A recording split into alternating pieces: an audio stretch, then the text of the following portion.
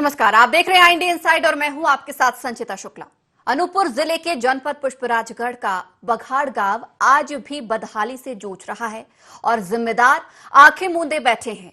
क्यों बने हैं ऐसे हालात, देखेंगे इस रिपोर्ट में।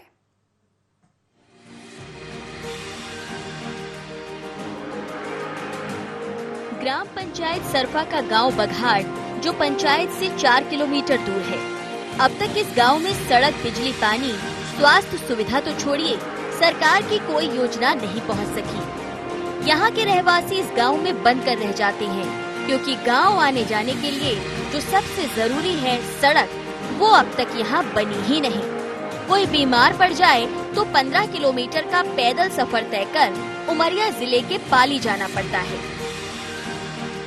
पानी पीने के लिए पानी नहीं मिलता है, न स्कूल भी है पढ़ने के लिए, न यहाँ पे रोड भी नहीं है, न लाइट है, सब समस्या है। वही दिक्कत है सर, एक रोड भी नहीं है। जाते हैं वो क्या बोलते हैं बीसिंगपुर पाली, कम से कम नहीं 28-29 किलोमीटर दूर। तो सारी पूरे समस्याएं हैं सर। यहाँ ना रास्ता भी नहीं है, पीने का पानी भी नहीं है, बस एक इंदारा झिरिया है, उसमें से पानी पीते हैं सब, है ना, पूरे मोहल्ले के पीते हैं। गर्मी में एक है नहीं, नदी जाते हैं गर्मी में। यहाँ कोई बोर के लिए भी हेड पंप वगैरह नहीं है। इतने आवेदन देते हो गए सरपंच सेक्रेटरी इनको, लेकिन कोई यहाँ नहीं करते हैं। यहाँ चल के आए हैं तो रास्ता है, देख रहे हो कहीं सीसी रोड बना है, अभी तक नहीं यहाँ। एक और गांव में सड़क, बिजली, स्वास्थ्य का अभाव है तो वहीं इस गांव के लोग आज भी बरसाती पानी पीने को मजबूर हैं। गर्मियों में 5 किलोमीटर दूर नदी से पानी लाने की मजबूरी है। गौर से देखिए, बच्चों को जो सिर पर पानी के बर्तन रखे नीचे से ऊपर रोजाना सफर तय करने को मजबूर हैं और उसके बाद भी पीने को मिलता है गंदा पानी। सरकार की कौन सी योजना का आपको लाभ मिला? हमको लाभ तो नहीं मिला। प्रधानमंत्री आवास, अस्पताल की क्या व्यवस्था है? व्यवस्था कुछ नहीं। इसमें आ जाता टीके बार का भूआ जाता है। हाँ, नहीं आता है। सड़क और क्या व्यवस्था है? सड़क तभी आप सड़क अब वैसे पड़े हैं, कहाँ सड़क, रोड कुछ नहीं, पानी पिंगल कुछ नहीं मिलता। यूँ तो अधिकारी हर बार ग्रामीणों की समस्याओं को दूर करने का भरोसा देते हैं, लेकिन इस बार भी कुछ ऐसा ही हुआ। जब बात की गई तो क्या कहा, सुनिए। मध्य प्रदेश शासन के द्वारा संचालित समस्त योजनाओं का लाभ सभी ग्रामीणों तक पहुंचे, इसके लिए निरंतर प्रयास शासकीय स्तर से, विभागीय स्तर से किए जाते रहे हैं। चूँकि दूरस्थ वनांचल में स्थित है ग्राम, इस कारण संभव है कि यहाँ समस्त सुविधाएं वर्तमान में न पहुँच पाई हों। इसके लिए जो है शीघ्र ही ग्राम का भ्रमण किया जाकर एक विकास के लिए प्लान तैयार किया जाएगा और प्लान के मुताबिक विभिन्न विभागों से समन्वय स्थापित करके मूलभूत समस्याओं के निराकरण के लिए कार्यवाही की जाएगी। सरकार की ओर से संचालित भले ही तमाम योजनाएं हों, लेकिन इन ग्रामीणों को अब तक उसका लाभ मिला नहीं और न ही जनप्रतिनिधियों ने ली इनकी सुध।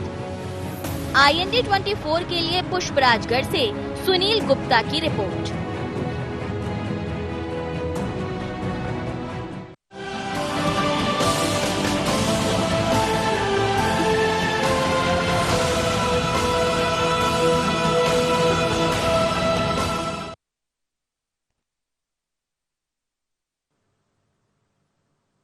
तो ये तस्वीरें हमने आपको दिखाई बघाड़ गांव की, जहां पर आज भी मूलभूत सुविधाओं से ग्रामीण वंचित नजर आ रहे हैं और आजादी के 70 साल बाद भी ग्रामीण विकास के लिए तरस रहे हैं। अधिक जानकारी के लिए हमारे साथ हमारे सहयोगी सुनील कुमार गुप्ता फोन लाइन पर जुड़े हुए हैं। सुनील, बघाड़ गांव की बात कर रहे हैं, बहुत सारी समस्याएं हैं, मूलभूत सुविधाओं का अभाव है, क्या कुछ इस गांव में कमियां पाई जाती हैं? क्या कुछ ग्रामीणों को असुविधाएं हो रही हैं? आपसे विस्तार पूर्वक जानना चाहेंगे। जी सर, मैं आपको बताना चाहूंगा, ये जो बघाड़ गांव है अनूपपुर जिला अनूपपुर के जनपद पंचायत पुष्पराजगढ़ के अंतर्गत आता है, जो कि सरफा पंचायत में ही कुछ दूर पे एक बघाड़ गांव है, जहाँ पे सरकारी योजना कोई भी ऐसी योजना नहीं है कि वहाँ पे कोई भी योजना पहुँच सके हो। जैसे कि वहाँ न पानी है, न बिजली है, न सड़क है। और यहाँ की मैं आपको बता दूं कि जो वहाँ लोग पानी पीते हैं वो बरसात का गंदा पानी जो वहाँ पे इकट्ठा होता है उस पानी को लोग पीते हैं। अगर किसी भी कोई मरीज वहाँ पे रहता है तो वहाँ से 15 से 20 किलोमीटर लोग चल के वहाँ पैदल चलकर स्वास्थ्य के लिए ही जाते हैं। और मैं आपको एक चीज ये भी बताना चाहूंगा कि जो बघाड़ गांव है, बघाड़ से पहले ही एक माइलोमीटर लगाया गया है। माइलोमीटर में बघाड़ को 0 किलोमीटर बता करके वहाँ के विकास कार्यों पर रोक किया गया। तो वहीं तक ही प्रधानमंत्री ग्राम सड़क योजना वहीं तक ही बनी है। इसके बाद बघाड़ को वहाँ से आगे खत्म कर दिया गया है। और मैं एक चीज और आपको मैं बताना चाहूंगा कि यहाँ पुष्पराजगढ़ में ही सांसद, भाजपा सांसद एवं कांग्रेस विधायक, यहाँ पे पूर्व में भी एक भाजपा विधायक थे। इसके और जो बघाड़ गांव, बघाड़ के जस्ट बगल से ही वहाँ पे जिला पंचायत जो भी रहते हैं, जिला पंचायत अध्यक्ष है, उनका भी निवास वहीं पे है। इसके बाद भी अगर विकास नहीं हो पा रहा तो ये किसकी जिम्मेदारी है? सुनील, यहाँ पर काफी सारी समस्याएं तो हैं, लेकिन क्या कभी किसी सरपंच की बात करें, सरपंच, सचिव, उन्होंने ये अधिकारियों तक बात नहीं पहुंचाई, उन्होंने मांग नहीं की अपने गांव के विकास के लिए? मैं आपको बता दूं संचिता जी, हमेशा ही ग्रामीण वहाँ पे इसका विरोध करते आए कि हमारे भी गांव का विकास हो, हमारे भी गांव में सड़क हो, बिजली हो, पानी हो। इसके लिए सरपंच को भी हमेशा बोला गया और सचिव को भी बोला गया, लेकिन सरपंच और सचिव इतने निकम्मे हो चुके हैं कि आज अपने उसे अधिकारियों को आज तक नहीं बोले। सिर्फ उनको अपने पैसे अपने जेब भरने से मतलब है, ना कि ग्रामीणों की मुश्किल होती। सुनील, साथ ही ये भी जानना चाहेंगे कि क्या कोई वैकल्पिक स्वास्थ्य सुविधा भी नहीं है? अभी आपने यहाँ पर बताया कि स्वास्थ्य संबंधी समस्याओं के लिए भी ग्रामीणों को जूझना पड़ता है, तो क्या कोई आसपास कोई सामुदायिक स्वास्थ्य केंद्र नहीं है जिसके लिए इन्हें लंबी दूरी तय करनी होती है, 15 किलोमीटर पैदल लेकर जाना होता है? क्या सड़क नहीं है? क्या पास में कोई अन्य सुविधा नहीं है? जी मैं आपको बस संचिता जी बता दूं, वहां से कुछ दूरी पे ही उमरिया जिला लगता है। उमरिया जिला को वहां से शॉर्टकट एक रोड पड़ती है, कच्चे रास्ते हैं वहां पर से। वहां पे से किसी तरह वो खाट पे या फिर किसी तरह की जो अपनी व्यवस्था से लोग लेके जाते हैं और वहां पे से कमरौत पड़ता है जहाँ पर उप स्वास्थ्य केंद्र है, जो जिसकी दूरी कम से कम 15 से 20 किलोमीटर है। वैसे ही अपने उन लोग किसी भी अपने व्यवस्था से मेन रोड लेके आते हैं। मेन रोड से किसी अगर कोई वाहन मिली तो ठीक, नहीं मिलते आज वो 108 भी फोन करते हैं तो वो मेन रोड तक ही आती है, क्योंकि आगे वहां जाने के लिए वहां पे रोड नहीं है। इसलिए वो मेन रोड अपने किसी व्यवस्था से वो लेके जाते हैं 15 से 20 किलोमीटर दूर स्वास्थ्य सुविधा के लिए। सुनील, अगर देखा जाए तो सरकारी योजनाएं हर गांव तक पहुंचाई जा रही हैं, हर ग्रामीणों तक पहुंचाई जा रही हैं, मजदूर गरीब तबके तक पहुंचाई जा रही है कि आवास मिले उन्हें, पानी साफ पीने के लिए मिले, शौचालय निर्माण हो, सड़क निर्माण हो, गांव को मुख्य धारा से जोड़ने की कोशिश की जा रही है, जिसमें से आदिवासी भी विकास की ओर अग्रसर हो, इसकी भी कोशिश की जा रही है। लेकिन इस गांव में विकास का नामो निशान देखने को नहीं मिल रहा।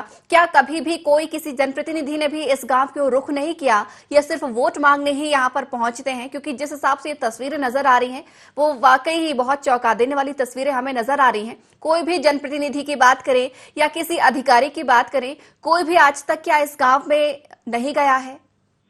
जी संचिता जी, मैं आपको बताना चाहूंगा, कोई आला अधिकारी या जनप्रतिनिधि तो नहीं पहुंचा, लेकिन हमारे पुष्पराजगढ़ विधायक का पोस्टर वहां तक जरूर पहुंचा। पोस्टर सिर्फ पोस्टर ही लगा, या कि इसके बाद वहां पे विधायक जी तब जाते हैं जब चुनाव का टाइम आता है। चुनाव में लंबी लंबी घोषणाएं करते हैं कि हम यहाँ पे रोड बनवाएंगे, पानी देंगे, बिजली देंगे, सड़क देंगे, तरह तरह की अपनी भाषणबाजी करते हैं। और जो भाषणबाजी के बाद कोई भी ऐसा कार्य वहां पे नहीं होता है कि जो विकास के रूप में हो। सुनील, आप हमारे साथ बने रहिए। इस वक्त हमारे साथ फोन लाइन में विजय उर्मलिया समाज सेवी जुड़े हुए हैं। विजय, आपसे जानना चाहेंगे, आपके गांव की, बघाड़ गांव की हम बात कर रहे हैं। बहुत ज्यादा यहाँ पर विकास की जरूरत है, विकास का नामो निशान हमें नजर नहीं आ रहा है गांव में। क्या कुछ असुविधाएं हो रही हैं और कब से इस गांव में विकास की दरकार है, ये भी हम आपसे जानना चाहेंगे। मैं आपको बता दूं कि बघाड़ सरफा ग्राम पंचायत के एक गांव है। यहाँ के नेता, विधायक, सांसद इस क्षेत्र ने सब कुछ दिया। पुष्पराजगढ़ विधानसभा से सांसद और शहडोल लोकसभा की सांसद यहीं से अक्सर बनते हैं। यहाँ कांग्रेस के विधायक पिछले 2 पंचवर्षीय से हैं, उसके पहले बीजेपी के विधायक 2 बार रहे। मगर बघाड़ गांव के हालात ऐसे हैं कि सरफा ग्राम पंचायत में जहाँ तक मेन सड़क है वहाँ पे बघाड़ 0 किलोमीटर ये सब मिलके रखते हैं। प्रशासन, अधिकारी, कर्मचारी, नेता इतने नपुंसक हो चुके हैं ये सब कि वहाँ पे 0 किलोमीटर लिखते हैं, जबकि वहाँ से गांव की दूरी 4 किलोमीटर है। कोई भी जाता है तो उसी 0 किलोमीटर माइलोमीटर को देख के वहाँ से रिटर्न आ जाता है, जबकि वहाँ से 4 किलोमीटर दूर रहने वाले वो सुदूर अंचल ग्रामीण क्षेत्र वो आदिवासी रहने वाले लोगों के न तो पानी मैसर हो पा रहा पीने का, न बिजली की सुविधा है, न सड़क है। आप खुद देख लीजिए, इस खबर को जब बनाने गए थे सारे पत्रकार तो मैं भी इनके साथ में था। आप खुद देख लीजिए 4 किलोमीटर किन रास्तों से होते हुए वहां तक पहुंचा गया है उस गांव में।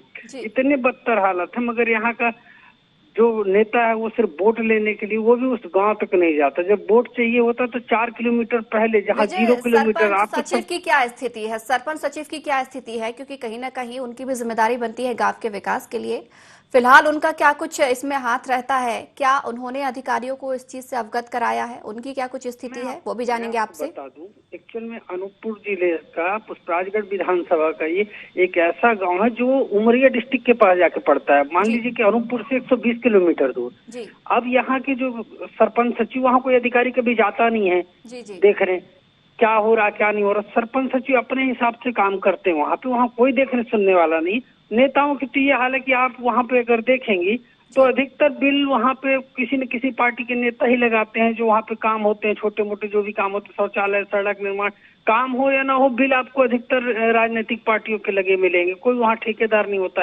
तो पूरे साठ गांठ के साथ सिर्फ इन ग्राम क्षेत्रों में सिर्फ पैसा खाने की व्यवस्था है। विजय, आप भी समाज सेवी हैं, आपने अपनी आंखों से इस गांव की स्थिति देखी है कि कितनी दयनीय हालत में ये गांव है।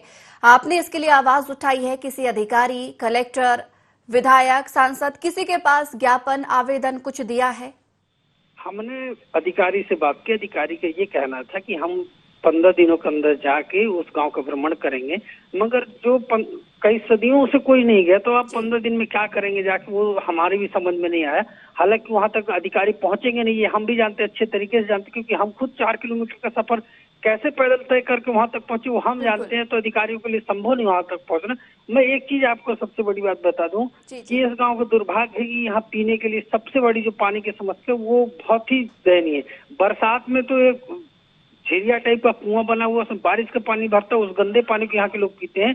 वरना बाकी समय में ये 4 किलोमीटर तो नदी से पानी लाने को मजबूर है इस गांव के क्षेत्र। मगर यहाँ ना तो सरकार है, ना विधायक है, ना आप ये मान के चलिए कि एक ऐसा गांव है जहाँ कुछ भी नहीं है, किसी के भरोसे नहीं। ये अपनी जिंदगी अपने हिसाब से जीते हैं, मर जाए। अब मैं बता दूं, कोई अगर यहाँ बीमार पड़ जाए तो वो उमरिया जिले के पाली जाता है 15 किलोमीटर पैदल चल।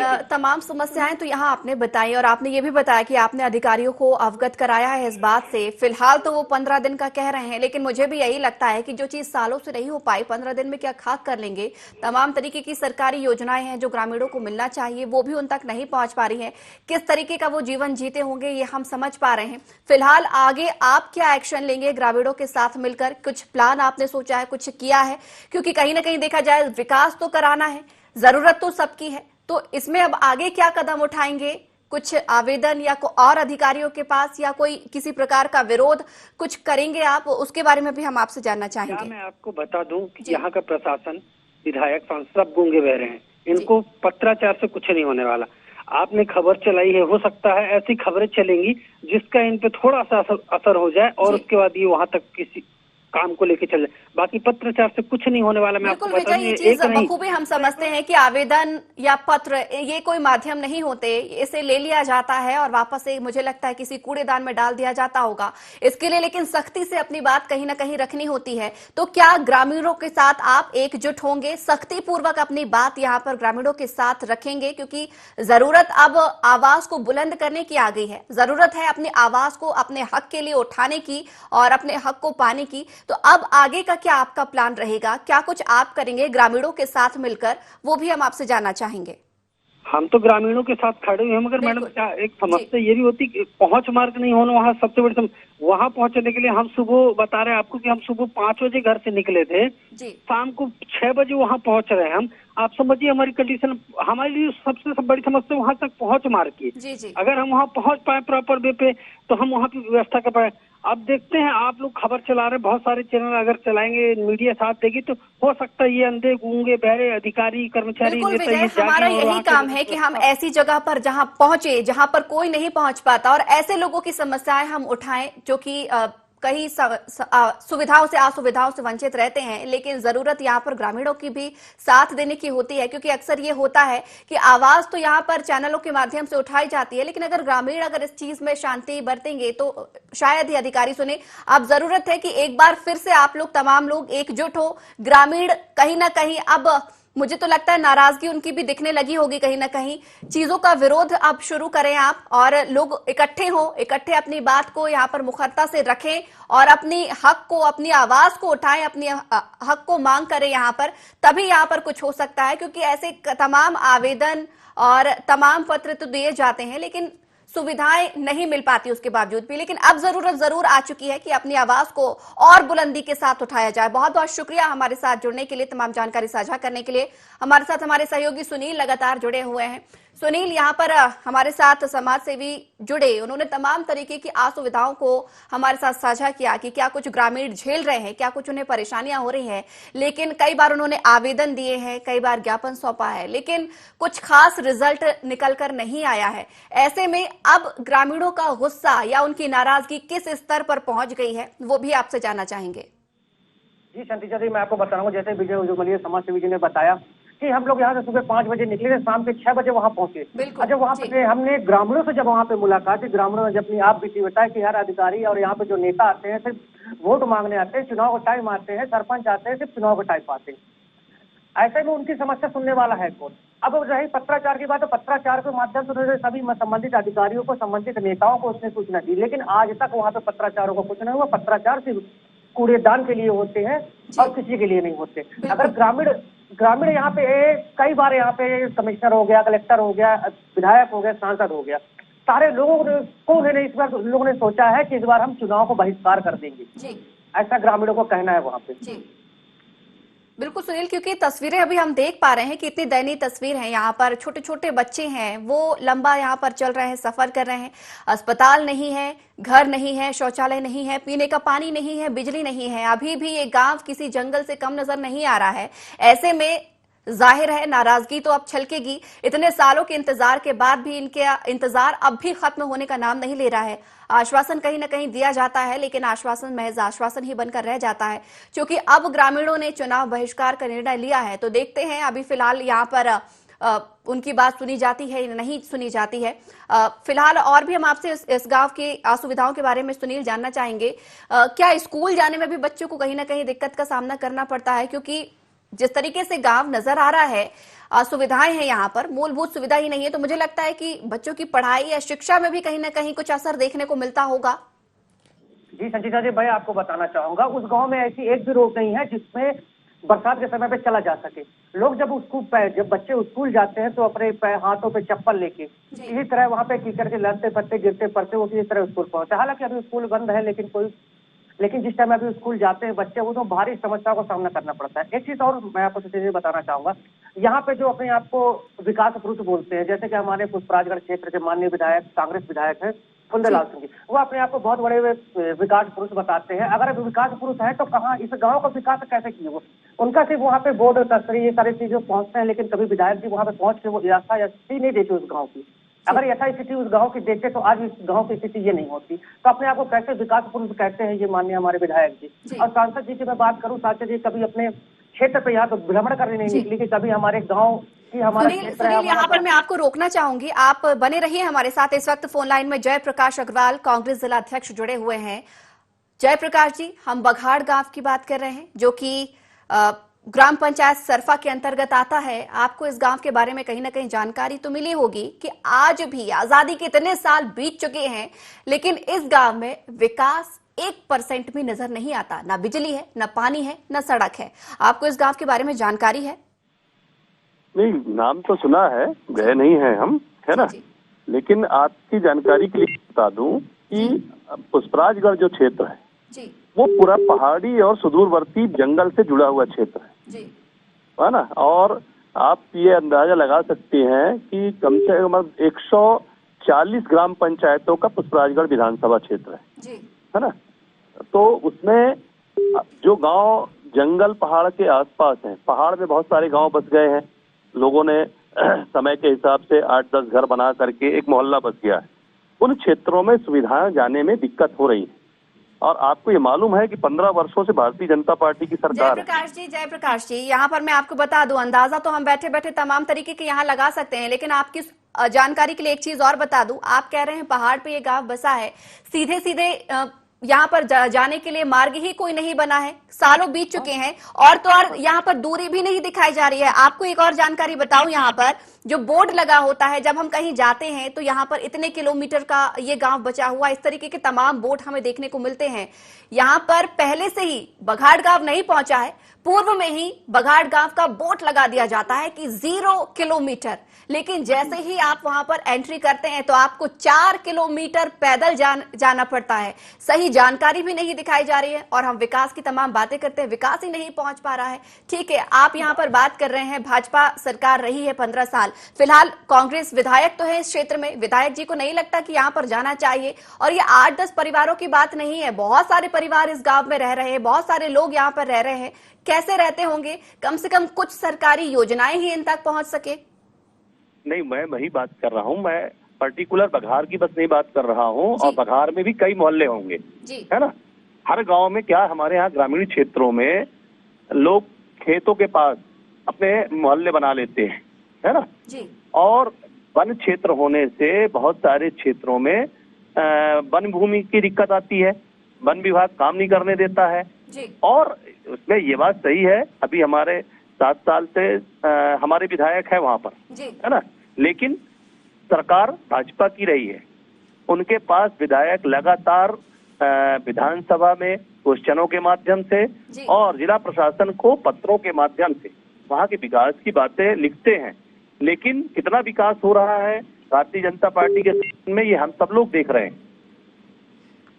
जयप्रकाश जी, आप कह रहे हैं कि आपके विधायक यहाँ पर अपने इस गांव के विकास की बातें कई बार करते रहे, लेकिन जानकारी तो ये मिल रही है कि कभी विधायक ने इस गांव में झांक के भी नहीं देखा, एक कदम भी उन्होंने नहीं रखा। कैसे वो विकास की बात कर सकते हैं? उन्हें यही नहीं पता इस गांव में किस चीज की जरूरत है, किस चीज की जरूरत नहीं है, ग्रामीण कैसी हालत में रह रहे हैं, कैसी हालत में नहीं रह रहे हैं, वो कभी इस गाँव की ओर रुख किया ही नहीं। यहाँ पर हाँ, वोट मांगने के लिए वो जरूर कई बार गए हैं, लेकिन आश्वासन ही मिला है। कुछ विधायक निधि से ही कुछ विकास इस गांव का हो सकता था।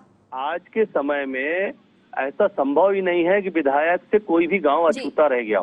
दूसरी बात, आज के समय में ठीक है, बताया मैं आपको कि इतना बड़ा क्षेत्र है, हमेशा हर जगह नहीं जाया जा सकता, लेकिन वहाँ के जो हमारे निश्चित रूप से उस गांव में हमारे कार्यकर्ता होंगे, हमारे पार्टी के फॉलोवर होंगे, और आज की डेट में हर युवा और बुजुर्ग। जयप्रकाश जी हमारे साथ ब्रजेश गौतम भाजपा जिला अध्यक्ष भी जुड़े हुए हैं। ब्रजेश जी, हम बघाड़ गांव की बात कर रहे हैं और अभी भी आजादी कितने साल बीत चुके हैं, इस गांव में बहुत सारी मूलभूत सुविधाओं की जरूरत है, न बिजली है, न पानी है, न घर है, न सड़क है, न स्वास्थ्य केंद्र है, कुछ भी नहीं है, न पीने के लिए पानी है। आपको इस गांव के बारे में जानकारी है? कौन सा गांव बता रही मैडम? बघाड़ गांव की बात कर रहे हैं, जो कि ग्राम पंचायत सरफा के अंतर्गत आता है, अनूपपुर की पुष्पराजगढ़ जनपद पंचायत के अंतर्गत। जी, आपको जानकारी है? ब्रजेश गौतम जी, ये करपा क्षेत्र है, मेरा निवेदन सुन लीजिए जी। पुष्पराजगढ़ का ये जो करपा क्षेत्र है मैडम, ये पूरी तरीके से पहाड़ियों के बीच में बसा हुआ क्षेत्र है जी। एक पहाड़ पार करने के बाद दूसरे पहाड़ में, पहाड़ से उतरने के बाद एक दूसरा गांव आता है, फिर 2 किलोमीटर एक टोला आता है, फिर 1-2 किलोमीटर बाद एक टोला माजरा आता है। ऐसे 10-10, 5-5 लोग जहाँ सुविधा मिलती है वहाँ मकान बना के रहने लगते हैं। इस प्रकार का वहाँ की जीवन की परिस्थितियां हैं।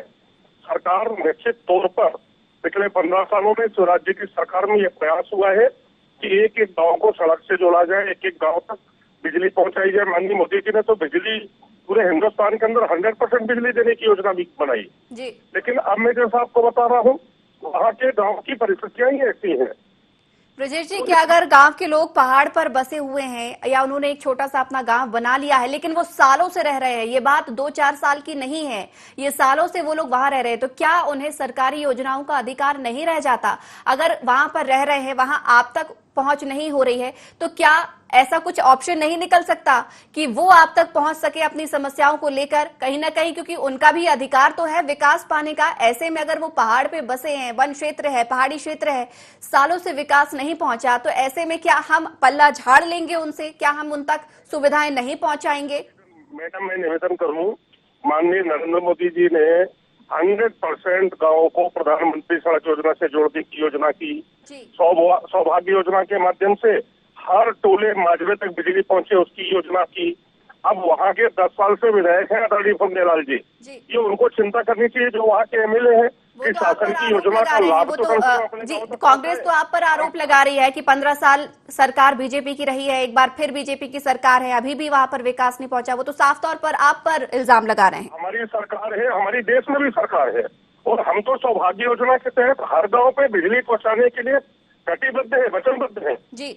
लेकिन वहाँ पर जो लोकल रिप्रेजेंटेटिव है, लोकल विधायक है माननीय पुण्यलाल जी, ये उनकी जिम्मेदारी बनती है कि शासन की योजना को कम से कम जिस जनता के वोट से वो निर्वाचित होकर आए हैं उस जनता को उस सुविधाओं से तो जोड़ सके। ठीक है, हमारे साथ जयप्रकाश जी भी जुड़े हुए हैं, उनसे हम सीधे सवाल कर लेते हैं। जयप्रकाश जी भी जुड़े हुए हैं। जयप्रकाश जी, 7 साल से आपकी पार्टी के विधायक हैं, उन्होंने जिम्मेदारी नहीं निभाई, उन्होंने अपनी जिम्मेदारी से पल्ला झाड़ा है, वो जिम्मेदारी से बचते नजर आए हैं। की जिम्मेदारी शासन प्रशासन तक अपनी बात पहुंचाने की होती है जी।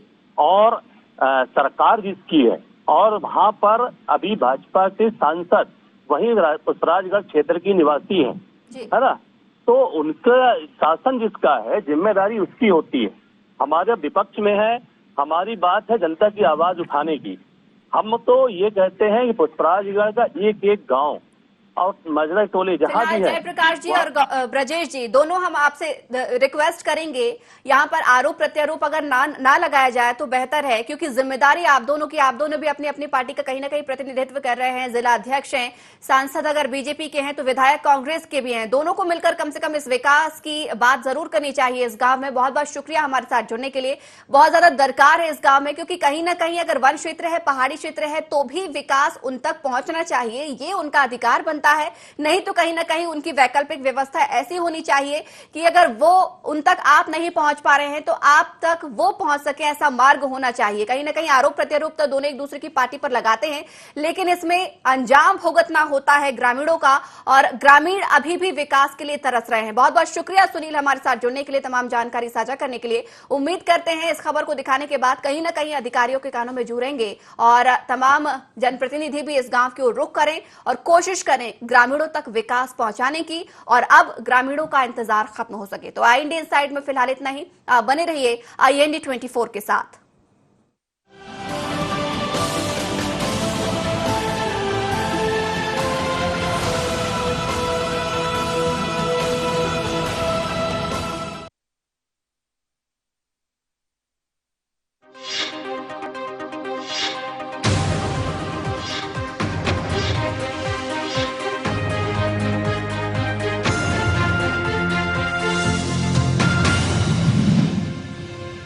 जब